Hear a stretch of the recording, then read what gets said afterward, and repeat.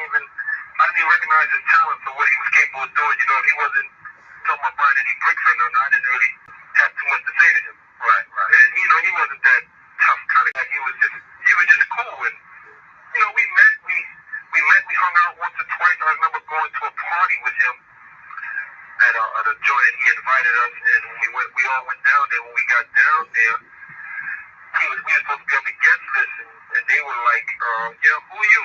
You know, they like stopped us at the door, and him also was like, yo, you don't get good Puff Daddy and all these people. So I'm like, yo, don't even worry about it, man. I would pay for everybody. It was probably about 7, 8 of us. I think it was like $20 a pop. So I said, yo, don't worry about it. I got all of us. And once we get in, you just handle your business. And if you get the money back, you get it. If you don't, you don't. So we got in the joint, and he went running around and trying to straighten out, like, why wasn't his guest list there? Things of that. And the one thing I said, I don't even remember even getting the money back, but we was in the party. We had extra time, and we left the joint. And the next time and then there was one time on 144th Street, my man Tone Wop had some problems with somebody, and some kids from the east side up off of 132nd and Madison, and they came shooting my man. They came, you know Tone Wop? Yeah. Okay, they came shooting Tone Wop car on 144th Street where we started hanging out at. Okay. The kids from the east side were shooting his joint up, so one of the kids ran past me. I grabbed him by the neck and yoked him up and was choking him. And choked him out. This was the kid with the pistol. Okay. I just choked him out. He fell on the floor, and we took the gun from him, and Puffy was there. Puffy was there with his little dude. He used to, he got shot in the foot, I believe. Or somebody in his crew got shot in the foot. They had a white MTV van. But the kid was just busting. And so I saved Tone Wop from that situation, and Puff Daddy was there for that. And the last time I was around Puffy was down at, I don't know, I think that joint was called the Red Zone. The Red Zone? Yeah, you know Red Zone? No, I think I heard of it. The Red Zone, I think that's downtown. Somewhere, I think that's the name of the spot. I was just coming from out of town and had the convertible Z, and I came down there, and it was all down there, and I went up in there, and some dudes must have thought I was somebody else, and they act like they was coming to jump me and do something to me, so I kind of like slid and was like looking for D. Ferg and them, because I knew they was all up in there, and the kid said something, and I just let him say whatever he was going to say, and I slid up out of there, and I seen D. Ferg, and I was like, yo, man, what these dudes just trying to say something to me? And this now I just got excited, and we went back looking for them, and I remember one of them having on some braids, and we just set it off in there. The only thing, we just set it off in there on whoever had braids on, and once the fight broke outside, there was a kid next to Puff Daddy that had on braids. I said, man, there was one of them dudes right there. And I just went over there and knocked him out, and it was Puff Daddy's man. That was the wrong guy, man. And so that was the last time I really, and it was Puffy Man all the time. I didn't even know. I thought he was one of the kids, but I just remember braids. Okay. And that was the last time with Puffy. I didn't even see the potential that he had and the success that he was going to ultimately come to. I wish I did. I would have just took all my money and just chill. Yeah, you know, so good things happen. So, and that was that. That's Teddy Riley, Puff Daddy, LL. You know, me and L was cool, but it was never a thing where, you know, we sent him a couple of dollars when he was financially struggling. Okay, well, let me ask another question. You said that you and Big K Diary pretty much knew each other's work. 25? Yeah, I was bugging out. And a millionaire, self-made millionaire on the street at the age of 25 was incredible. Yeah, and I was bugging out. I mean, and I definitely was that. No question. Self-made millionaire. And I didn't deal with nothing but coke. I know dope, nothing. Incredible. And I was bugging out. And I had. All right, you listening to some recordings of Alpo. You know, they was just talking about a gruesome murder that took place of a young lady that snitched on Wayne Perry, and they snatched her up and stabbed her up, and Wayne Perry shot her, and yeah, it was crazy. I ain't even play that part because it was, you know, kind of like, you know, I ain't just want to put that on my feed. So if y'all want to listen to it, you go back and listen to it. But it's just crazy. But word on the street, not word on the street, it's factual. Rayford Edmond is out of jail. Um, he was seen at an airport with his man called Whitey that was down with him from back in the day, and so everybody is all riled up about Ray being home. You got people that it is excited and some are not, So he was the big meech of DC.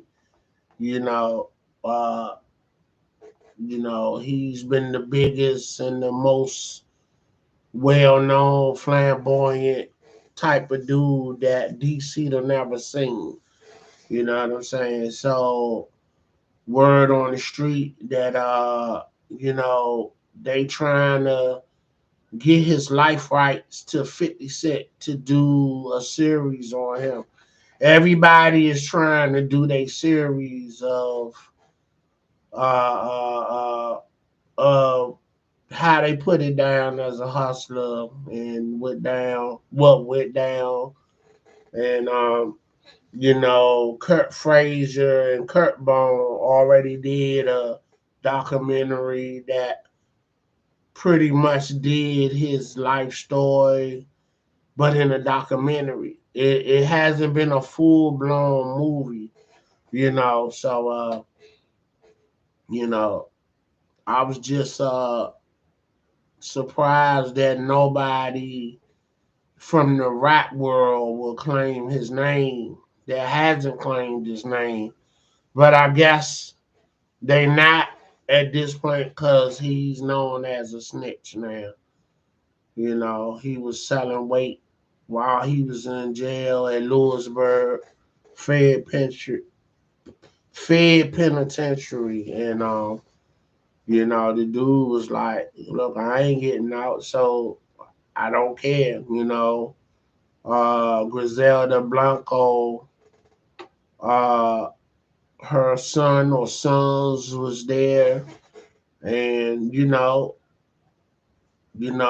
they hustling royalty, if you will, and they making deals, and so word on the street is the reason why he was telling on these guys that he had put in jail was the fact that when he was making moves in prison, he was sending his guys to go get the work from the plug, and they wasn't bringing the money back. It was a party. They like, you don't need that back. You in for life, and what are you going to do? So he sent the feds at them dudes, So, was that, wrong? Or did he have every right to do what he did? You know what I'm saying? Because they betrayed him because they thought he wasn't coming home. You know what I'm saying? So, you know, and yeah, but Rayford Edmond is out, and you know, uh, he looked like he been out already for some time, and you know, uh, so he talking about he want to come back and help the youth. Hey, bro, you know what I know? Stay out of DC, cause folks ain't rocking with you like that. They rocking with your legend and what your legend used to be. And that's how people want to, you know, remember you when you was on top. Not in the present tense of real time and you being remembered as a snitch. Nobody is rocking with that, for the most part. You probably, as they say, well, I ain't got a problem with him if he didn't snitch on me. So that's word on the street. Them the only guys that's messing with him, the guys he didn't tell on. So they kept it real with him. They kept it 100. They probably was sending him money and so I mean, tell me what you think. Was he, justified for doing what he did? Or you just don't tell. That's just what it is. So I don't know. I don't know. So yeah, you know, I wouldn't want to be around him because I'm sure somebody got some bullets for him with his name on it, and I wouldn't want to be standing next to him. And also, his man, his right hand, Tony Lewis, came home last year. So both of these guys are out. Tony Lewis' son became an activist to get him out of jail. It took 30 years and 34 years or something. So, but uh, Tony Lewis is really respected for being an honorable man, standing on business, as they say now. Uh, you know, I'm sure the city is blessing him with the red carpet, and I seen Monica met with him backstage, and so when these dudes was rich off the street back in the day when they were in their 20s, they was dating a lot of these young stars that was starting out, you know, uh, like MC Light, or whoever, Roxanne Shante, whoever that was out early in the day, back in them days. And when they was coming through DC, them dudes was taking them girls out. And they was up in Houston's. That's one restaurant I never got to go to, before it closed. And I'm recently just went to Roof Chris probably a year or two ago. It's like it's funny nowadays that things I couldn't afford, I can afford now. Even though the prices is not what the prices used to be. Like the Fila suits used to be $300-400. They probably 100 now. Stuff like that. For the most part. But all right, let's get back into what your boy talking about. And I must give Alpo props.